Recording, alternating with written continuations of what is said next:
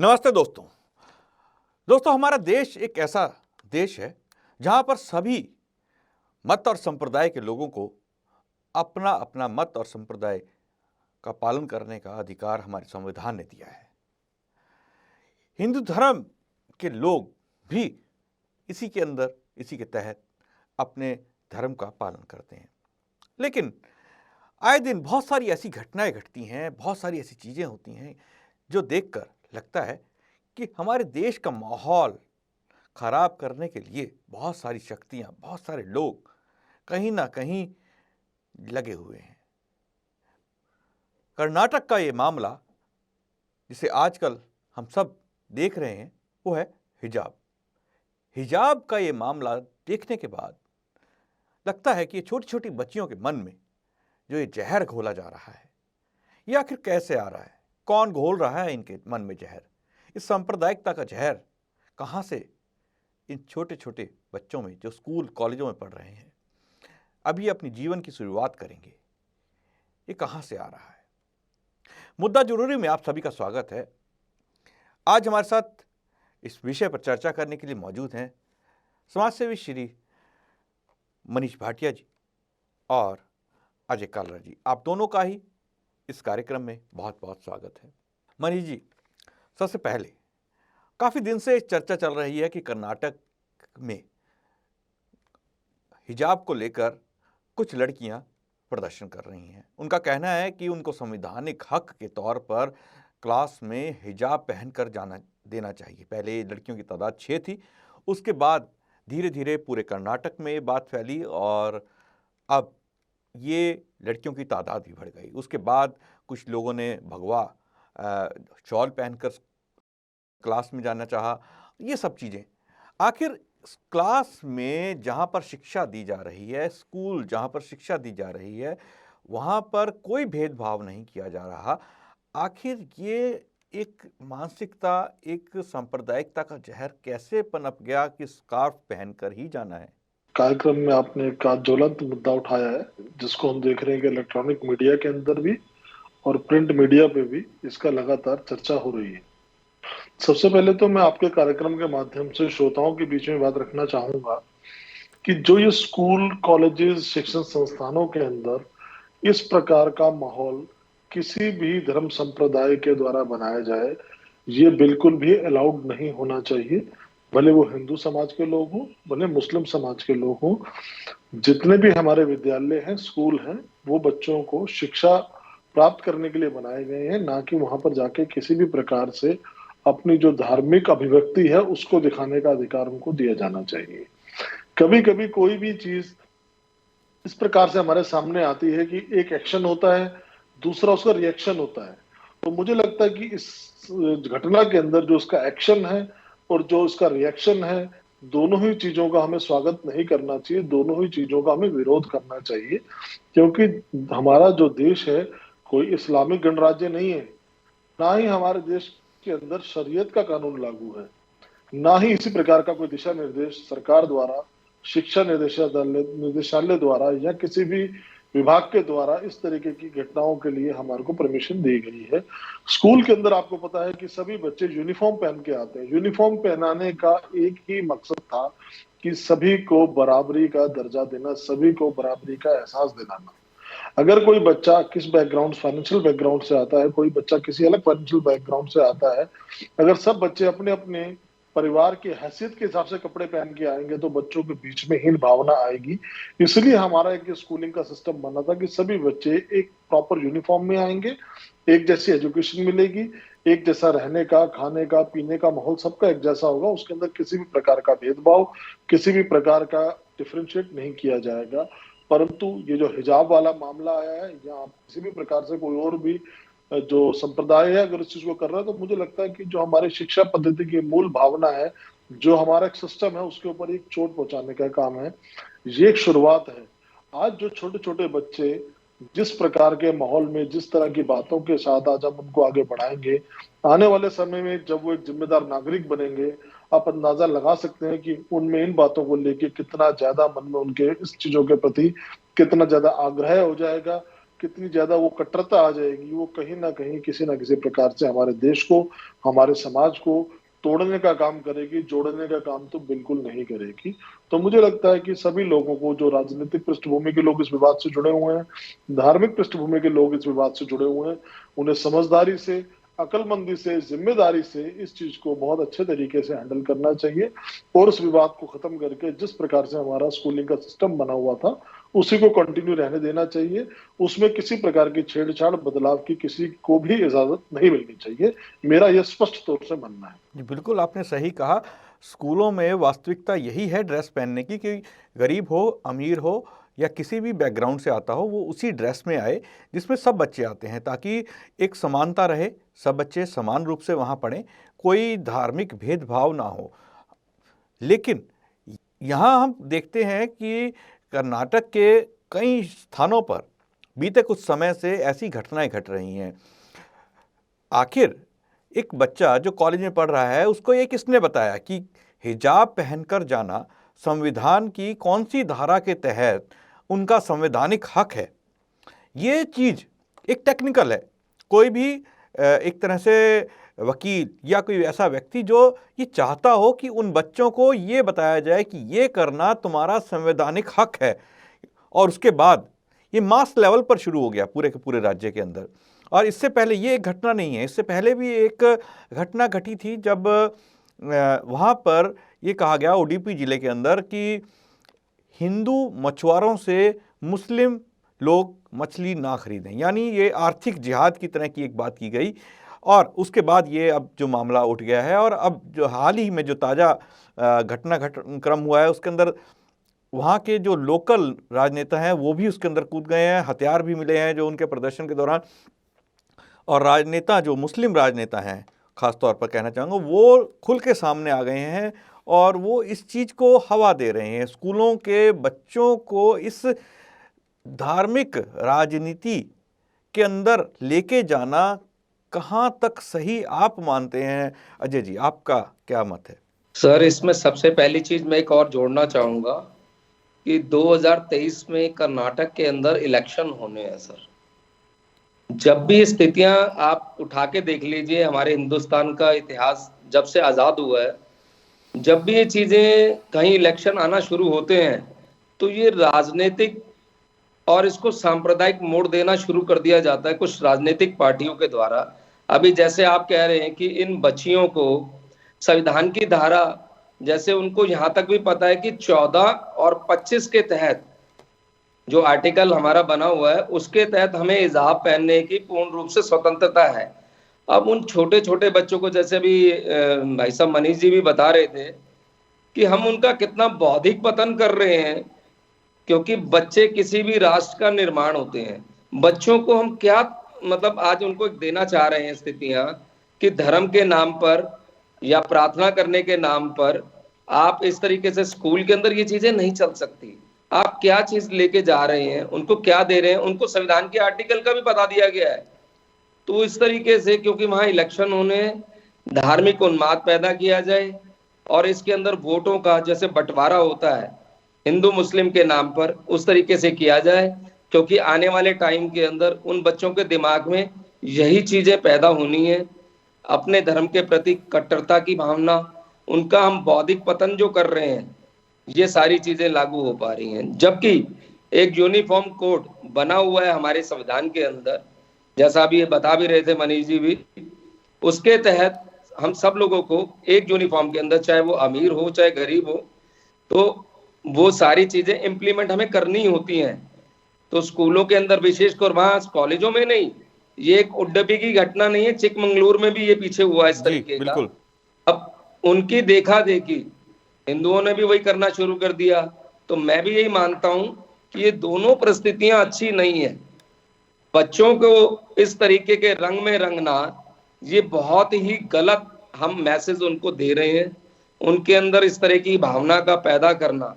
अपने आप में हमारे देश के प्रति आने वाले टाइम में हम इस चीज को और कट्टरता को बढ़ावा दे रहे हैं। तो इन चीजों के ऊपर सख्त से सख्त रोक लगनी चाहिए और राजनीतिक पार्टियों को भी इसके लिए सामने नहीं आने देना चाहिए। गवर्नमेंट को कहीं ना कहीं सख्त कदम इसके लिए उठाने चाहिए, क्योंकि सभी भारत माता की संतान के रूप में वहां पढ़ने जा रहे हैं और उसके अंदर हम शिक्षा अर्जन करने जा रहे हैं, ज्ञान की अपनी वृद्धि करने जा रहे हैं। मगर वहां इस तरीके की बातें, धार्मिक कट्टरता, अगर आपने धर्म के बारे में कुछ जानना है, आप मंदिर जाइए, मस्जिद जाइए, विद्यालय जैसी स्थितियां ये उचित नहीं है, जय मानता हूँ। जी बिल्कुल। मैं इसमें आपको एक चीज़ और बताना चाहूँगा कि जिस स्थान से ये विवाद शुरू हुआ वो एक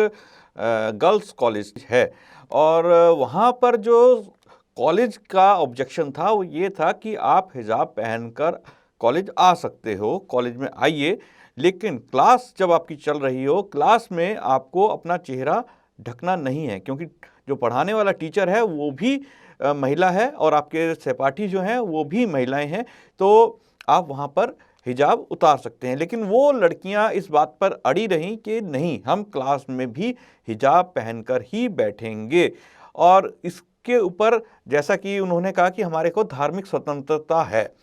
और इसमें भी मैं थोड़ा सा क्लियर कर दूं कि हमारे संविधान में कहीं भी केवल हिजाब के लिए नहीं कहा, हम अपने धर्म को किसी भी तरह से उसका पालन कर सकते हैं, हम किसी भी धर्म या मत को अपना सकते हैं, वो सब चीज़ें कर सकते हैं। लेकिन ये कहीं नहीं कहा गया कि क्लास के अंदर आपको इसी तरह से करना है, या इस्लाम की अगर हम बात करें तो वहाँ भी इस बात की छूट है कि अगर वहाँ पर महिलाएं हैं, सारी महिलाएं हैं, तो आप अपना हिजाब उतार सकते हैं। तो ये चीज़ है, लेकिन वहाँ पर उस कॉलेज के अंदर वो लड़कियां उस क्लास के अंदर हिजाब पहनने पर अड़ गईं। और अब सामने आया है कि वहाँ की जो कांग्रेस पार्टी के एमपी हैं, और वो भी उसको लेकर अब आंदोलन करने लग गई हैं, और 2 लोगों को हथियारों के साथ पकड़ा भी गया है उस आंदोलन के दौरान, जिससे शायद हिंसा का डर था पुलिस को। तो मनीष जी, ये जो चीज़ देखते हैं, क्या आपको लगता है ये एक सोची समझी साजिश, आपको भी लगता है कि साजिश है, और आने वाले जो चुनाव हो सकते हैं उसको एक धार्मिक रंग दे दिया जाए, ताकि ये चीज़ बना दी जाए कि ये हिंदू और मुस्लिम का मामला है? क्योंकि अब जो बच्चे बच्चे जो हैं भगवा रंग की शॉल या कपड़े पहन कर आए, वो भी कहीं ऐसा नहीं हो सकता कि एक साथ इतने सारे बच्चे एक जैसे शॉल और एक जैसी चीज़ लेके आ जाएं और वो पहन लें, किसी ने दी होगी उनको वो भी। तो ये एक विवाद, बच्चों को उस विवाद के अंदर घसीटना, और आपको लगता है कि ये कहीं ना कहीं एक घिनौनी साजिश चल रही है? मैं अजय जी के इस वक्तव्य से पूर्णतः सहमत हूँ कि इस विवाद के पीछे जो पूरा है सिर्फ वोटों का ध्रुवीकरण है, कि कुछ पार्टियां चाहती हैं कि वहां का प्रदेश का माहौल, भाजपा सरकार है वहां पर, वहां का माहौल खराब हो,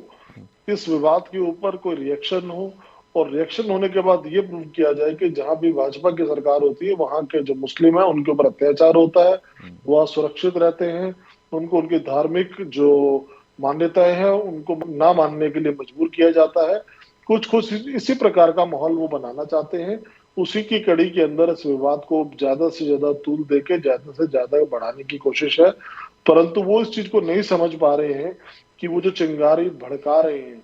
वो अगर कल को आग लग के पूरे देश के स्कूलों में, कॉलेजेस में अगर ये चिंगारी, जिस प्रकार से हमने आरक्षण के टाइम पे देखा था, जब वीपी सिंह जी ने आरक्षण लागू किया था, तो इस पूरे देश के अंदर हमने देखा था कि पूरी की पूरी शिक्षा व्यवस्था चरमरा गई थी, बच्चे सड़कों पे आ गए थे, और कहीं ना कहीं पूरे देश के अंदर एक अराजकता माहौल बना था। तो मुझे लगता है कि अगर इस चीज को, विवाद को ज्यादा बढ़ाया जाएगा, इसके ऊपर कहीं ना कहीं ज्यादा वोटों की राजनीति करी जाएगी, तो ये वाला जो विवाद है बाकी राज्यों को भी अपनी लपेट में ले लेगा, और कहीं ना कहीं हमें लगता है इससे उन बच्चों के भविष्य पे, उनकी शिक्षा पे, जो ऑलरेडी कोविड की वजह से बहुत ज्यादा डिस्टर्ब्ड है, सही प्रकार से पिछले 2-3 साल से बच्चे पढ़ाई नहीं कर पा रहे हैं, उसकी चिंता करने की बजाय हम इस तरह की बातों को बढ़ा के, इस बातों को तूल दे के कहीं ना कहीं अपने देश के भविष्य के साथ खिलवाड़ कर रहे हैं। उसकी निंदा होनी चाहिए, उसका खंडन होना चाहिए, और इस विवाद को मुझे लगता है कि बच्चों के बेहतर भविष्य के वजह से हमें इस विवाद को ज्यादा नहीं बढ़ाना चाहिए। जो भी लोग इसका विरोध कर रहे हैं, जो भी राजनीति कर रहे हैं, कहीं ना कहीं इनको थोड़ी सी शर्म करनी चाहिए, कहीं देश के प्रति, देश के नागरिक होने के प्रति वो भी जवाबदेह हैं इस देश के भविष्य के लिए। तो इस विवाद को ज्यादा तूल ना दे के इस राष्ट्रीयता की भावना के साथ ही सभी बच्चे स्कूल जाएं। यूनिफॉर्म वाला जो सिस्टम है, जो सब बच्चों को समरसता का एक पाठ सिखाता है, सब बच्चों को एक जैसा रहने का एहसास दिलाता है, जो इतने सालों से चलता आ रहा था, उसी के ऊपर हमें लगता है कि हमें कायम रहना चाहिए, इस तरह के विवादों को बढ़ा के तूल दे के जो राजनीति आज हम देखते हैं कि सड़कों के ऊपर मंदिर मस्जिदों के नाम पे कहीं ना कहीं इस जो विवाद हम देखते हैं, अगर उसमें हम स्कूलों को भी घसीट देंगे तो मुझे लगता है कि बहुत ही एक मतलब तकलीफ दे और दुखद है मेरे लिए तो व्यक्तिगत रूप से, क्योंकि मुझे लगता है कि बच्चे बहुत ही, इसे कहते हैं ना, कच्ची मिट्टी के घड़े हैं। जो हम उनको शेप दे देंगे बच्चे वो ही जब आने वाले भविष्य में बनेंगे। तो आज अगर उनके मन में वैमनस्यता के बीज बो देंगे, एक हिंदू और मुस्लिम आपस में बच्चों के बीच में घृणा का भाव, भेदभाव का पैदा कर देंगे, तो मुझे लगता है कि आने वाले टाइम में जब दोनों बच्चे मेन स्ट्रीम में होंगे तो वो भी आपस में एक दूसरे के साथ किसी प्रकार का संबंध नहीं रख पाएंगे, और कहीं ना कहीं हमें इस वजह से हमारे देश का अहित होगा। तो देश के लिए, देश प्रेम के लिए, देश की तरक्की के लिए सभी लोगों से मैं निवेदन करता हूँ, अपील करता हूँ आपके कार्यक्रम के माध्यम से कि बच्चों के इस जो स्कूलों के विवाद को, जो इस तरीके के आपने जो विवाद शुरू कर दिए हैं, इस चीज को हमें खत्म करना चाहिए। जिम्मेदार नागरिक की तरह हम सबको अपना बिहेव करके आगे बढ़ना चाहिए। जी बिल्कुल सही कहा, जिम्मेदार नागरिक की तरह हमें आगे बढ़ना चाहिए, क्योंकि अभी देश के कई राज्यों में चुनाव हो रहे हैं और चुनावों के दौरान इस वोटों का ध्रुवीकरण करने के लिए राजनीतिक दल क्या कर सकते हैं, ये इसका एक जीता जागता उदाहरण है कि आज कर्नाटक में जो घटनाक्रम घट रहा है वो आप देख सकते हैं कि आने वाले चुनावों तक ये चलेगा, क्योंकि इसको उनको रंग दे के रखना है। जिन पार्टियों के पास वोट नहीं है वो एक अपने आप को एक समुदाय विशेष का हमदर्द रहनुमा साबित करना चाहते हैं, क्योंकि उनके पास उन राज्यों में वोट नहीं है, वो अपने आप में फंसे हुए हैं, उन्होंने कोई काम नहीं किया या जो भी कुछ कारण रहे हैं। लेकिन वो कर्नाटक में एक ऐसा राज्य है जहाँ पर उनकी वैसे सरकार नहीं है, लेकिन वहाँ पर इस तरह का विवाद खड़ा कर कर उसे मीडिया के अंदर लाकर बच्चों के बारे में, बच्चों को तो एक मोहरा बनाया गया, क्योंकि बच्चे बहुत जल्दी इस तरह की बातों में आ गए, और ये बातों में आने के बाद उनके माता पिता या आसपास के लोगों ने उनको और आग में जो है घी डालने का काम किया, और आज पूरा के पूरे कर्नाटक का एक मुद्दा बन गया है कि ड्रेस कैसी पहनी जाए, कॉलेजों में, स्कूलों में कैसे किया जाए। सरकार ने हाल ही में एक नोटिफिकेशन जारी किया है जिसमें उसने कहा है कि एक जैसी ड्रेस हो और सबको, स्कूलों को, कॉलेजों को अपनी ड्रेस निर्धारित करने का पूरा पूरा हक होगा। लेकिन इसके अंदर सबसे बड़ी बात मैं जानना चाहूँगा अजय जी, ये सब चीज़ें जो घटनाएं अब घट रही हैं और आगे भी घटती रहेंगी, क्योंकि चुनाव चल रहे हैं, कुछ चुनावों के दिन हैं, और इस तरह की घटनाएं मीडिया में, अखबारों में, सोशल मीडिया पर एक तरह से बहुत ही ज़्यादा असर डालती हैं लोगों की मानसिकता पे, और वो पार्टी विशेष के खिलाफ काम कर रहे हैं, पार्टी विशेष के लिए काम कर रहे हैं, जो भी चीज़ें हैं ये सब जो है एक चुनावी माहौल के दौरान होने वाली चीज़ें हैं। तो आपको क्या लगता है कि हमारे देश में जो ये राजनीति का स्तर है, राजनीति से गिरकर कहीं ना कहीं धर्म, जाति और इन चीज़ों पे आ गया है और आज बच्चों तक पहुंच गया है, ये स्तर गिर नहीं गया, आपको नहीं लगता? सर, मैंने पीछे भी आपकी परिचर्चा में एक दो बार ये बातें रखी थी, क्योंकि आज हमारा मानसिक स्तर बिल्कुल गिरता जा रहा है। चाहे कितनी भी राजनीतिक पार्टियां हों, सिर्फ एक ही मुद्दा दिखाई देता है कि हम किस तरीके से सत्ता को प्राप्त करें। जैसा अभी आपने बोला, अब 4 स्टेट्स के अंदर इस टाइम इलेक्शन होने हैं 2022 के अंदर, जिसमें यूपी, हमारा पंजाब, गोवा और एक स्टेट्स और है जहां इलेक्शन होने हैं। ये सारी चीजें, प्रक्रियाएं शुरू होती हैं। पिछले साल से आप देख रहे हैं किसान आंदोलन शुरू हुआ, ये चलो वो तो एक अलग मैटर हो गया, मगर वो भी इसी का एक पार्ट मैं मानता हूं कि विदेशी ताकतों द्वारा जिस तरीके से फंडिंग की जा रही है और राजनीतिक पार्टियों को जो पैसा प्रोवाइड कराया जा रहा है, किसी तरह से देश में अस्थिरता पैदा करना। और जैसे अभी मनीष जी भी कह रहे थे कि हम कम से कम, हमारा भी नैतिक दायित्व ये बनता है कि हम बच्चों को तो कम से कम इस चीज के लिए ना जोड़ें बीच में, जो बिल्कुल ही अभी मैं मानता हूं कि अभी बिल्कुल नई पौध है, हम उनको किस तरीके से खाद और पानी दे रहे हैं, तो आगे आने वाले टाइम में वो कितना विषैला उनका प्रभाव उनके मस्तिष्क पे पड़ने वाला है। तो ये तो सारी राजनीतिक पार्टियों को आपस में इस बारे में कम से कम इस विषय में तो सोचना चाहिए कि हम बच्चों को तो इस चीज में इन्वॉल्व ना करें। जब एक शिक्षा विभाग द्वारा एक सिविल यूनिफॉर्म कोड बनाया गया है, हम उस चीज को क्यों नहीं इम्प्लीमेंट कर रहे, सिर्फ अपनी सत्ता पाने के लिए? ये तो हमारी मतलब गिरावट का मतलब मैं मान सकता हूँ तो अंत ही नहीं होगा सर। आज ये मुद्दा है, कल कुछ और मुद्दे शुरू होंगे, और ये चीजें आप देखो कर्नाटक में, इसके अंदर मैं जहां तक मानता हूँ सोशल मीडिया का भी बहुत बड़ा दायित्व है। जिस तरीके से न्यूज चैनल्स के अंदर इसको बार बार हाईलाइट किया जा रहा है, कम से कम इन न्यूजों को कम से कम गवर्नमेंट के द्वारा कहीं ना कहीं इसको, इस चीज को ज्यादा हाईलाइट नहीं होने देना चाहिए, क्योंकि हमारे मानसिक स्तर के ऊपर कितना इसका विपरीत प्रभाव पड़ता है, जिन चीजों को हम सोच भी नहीं पा रहे अभी तक। तो हम तो ये मानते हैं, मेरा भी अपना पर्सनल ये मानना है कि इन चीजों को जितनी जल्दी से जल्दी हो, मैं मनीष जी की बात से सहमत हूं, इसको शीघ्र अति शीघ्र इस मुद्दे को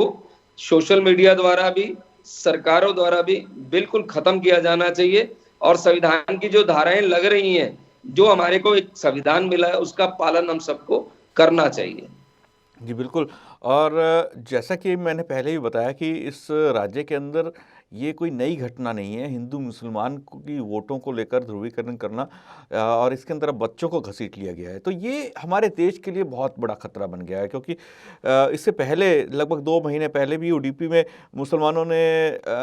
और हिंदुओं के बीच में आर्थिक बहिष्कार जैसी एक घटना घटी, जिसमें वहाँ के जो लोकल मछुआरे थे और लोग थे, उन्होंने गौ हत्या और गौ मांस को लेकर एक प्रदर्शन किया। उसके बाद वहाँ के मुसलमानों के नेता थे, उन्होंने एक आदेश या कह लें फतवा जारी किया, जिसमें उन्होंने कहा कि लोकल जो हिंदू मछुआरे हैं उनसे मछली नहीं खरीदनी, उनका सामान नहीं खरीदना, उनको उनके साथ व्यापार नहीं करना किसी भी मुसलमान को। तो ये जो घटना घटी, और उसके बाद ये 2 महीने बाद ये एक स्कार्फ को लेकर, हिजाब को लेकर घटना घट गई है। हिजाब जो कि केवल उनके चेहरा ढकने के लिए काम आता है। क्लास में स्कूलों का कहना है कि आप बिना हिजाब के बैठ सकते हैं, आपको हिजाब की आवश्यकता नहीं है, आपके दोस्त हैं, आपके मित्र हैं और महिला टीचर्स हैं तो उसमें आवश्यकता नहीं है, लेकिन उसको भी एक रंग दिया जा रहा है। तो कहीं ना कहीं मनीष जी, आपको लगता है कि ये जो इस्लामिक विचारधारा के लोग हैं वो हावी होना चाह रहे हैं कर्नाटक के अंदर, इस तरह की घटनाएं करके आर्थिक बहिष्कार उन्होंने किया हिंदुओं का, उसके बाद अब ये हिजाब को लेकर, और वो वहाँ शायद ये संदेश देना चाहते हैं कि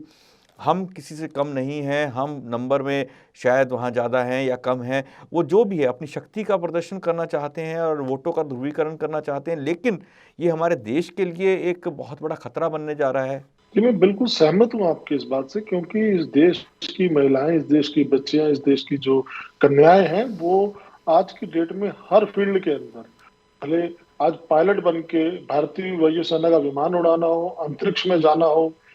आईपीएस बनना हो, आईएएस बनना हो, किसी भी प्रकार के बड़े ओहदों पे पहुंचना हो, वो इक्वली compete कर रही है।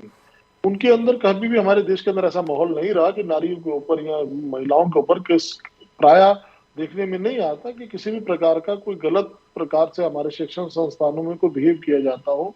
या उनके अंदर असुरक्षा की भावना हो।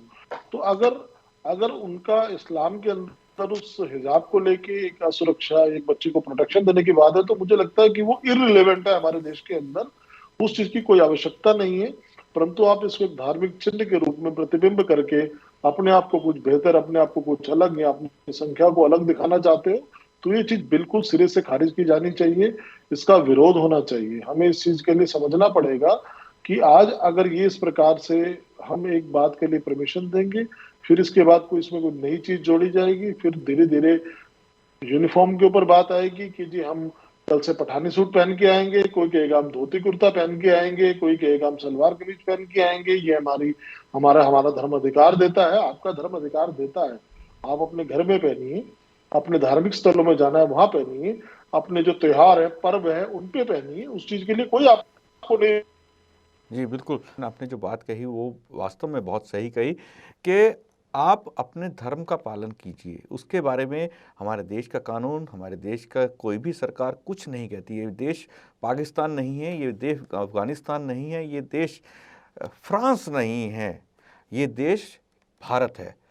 ये देश हिंदुस्तान है। वो भारत जो सदियों से, जहाँ पर अलग अलग सभ्यताएं पनपती चली आई हैं, जहाँ पर अलग अलग मत और संप्रदाय के लोग रहे हैं, प्रेम से रहे हैं, लेकिन जब मुस्लिम आक्रांताओं ने हमारे देश पर हमला किया, उसके बाद जो हमारा एक तरह से सामाजिक रूप परिवेश बदला, लोगों को ज़बरदस्ती इस्लाम धर्म अपनाने को कहा गया, उसके बाद जो पाबंदियां लगाई गई, हिंदुओं के ऊपर जो कार्य इस्लामिक राजाओं ने किए, वो सब चीज़ें हुई। लेकिन फिर भी हमारे देश के अंदर विभिन्न मत और संप्रदाय को मानने वाले लोग रहे हैं, रहते आ रहे हैं। हालांकि इसको लेकर बहुत सारे सवाल हैं, बहुत सारी चीज़ें हैं, ये एक मुद्दा हो सकता है। लेकिन स्कूलों के अंदर बच्चों के साथ इस तरह की बात करना, बच्चों के ड्रेस को लेकर वहाँ पर ये कहना कि यहाँ पर मेरे को मेरी धार्मिक आस्थाओं के अनुरूप कपड़े पहनने दिए जाएं, धार्मिक आस्थाओं के अनुरूप कल को वहाँ पर नमाज भी पढ़ने दी जा सकती है, जो कि पहले भी हुआ है एक आध जगह पर, एक सरकारी स्कूल में ऐसी घटना घटी है। तो ये सब चीज़ें जो हैं ये हमारे देश की जो सामाजिक व्यवस्था है उसको छिन्न भिन्न कर देंगी, क्योंकि जब बच्चा स्कूल से पढ़ के निकलता है तो वो एक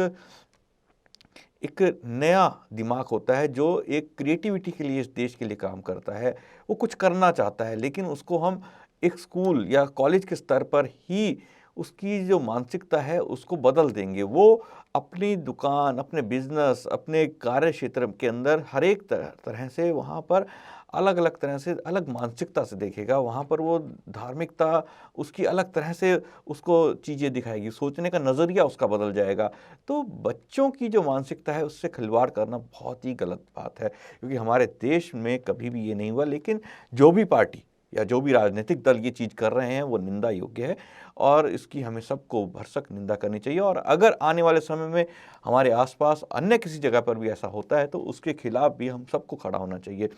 मनीष जी और अजय जी, आप हमारे साथ इस चर्चा में जुटे और आपने जो अपने विचार रखे, आपका बहुत बहुत धन्यवाद हमारे साथ जुड़ने के लिए।